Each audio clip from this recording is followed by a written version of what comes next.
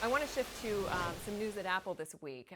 Aaron, we saw some big executive promotions. Most notably, Jeff Williams becomes COO. What do we know about him? Well, he's been called Tim Cook's Tim Cook. Right. It's sort of an homage to how valuable Tim Cook was to Steve Jobs. And Williams is that guy for Tim Cook. He helps him with the supply chain, which is really what it's all about at Apple. They're a design shop that outsources their manufacturing, and you need to have your supply chain be flawless if you're doing that, especially at a premium price point, which is what they charge.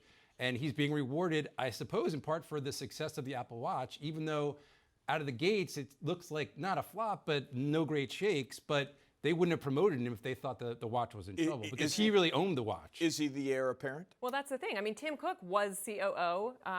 They Yes. even look alike. It's possible. I would think at this point, I mean, Angela Ahrendts is potentially the CEO in waiting. She was the CEO of Burberry before. She's had that experience, so she's in there too. I think Johnny Ives, I don't know if he wants that job, but I think there's a possibility certainly that Williams could be the CEO if Cook decides to step down. And they added Tora Miron, who was the president of Gray New York, one of the biggest creative names in right. advertising, as VP of Marketing Communications. So this has to mean we're going to see a change in the ads. This is the guy that did the E-Trade baby. So I wonder what does this mean? I mean, advertising's so big for Apple, right, Alan? Oh, absolutely. Yeah. I mean, it's all about the brand. That would be a change in tone. If they That have- would be. if they That have would be a little the bit. E-Trade E-Trade baby, the Apple baby. Yeah, he's playing with an Apple Watch or something. That would be different.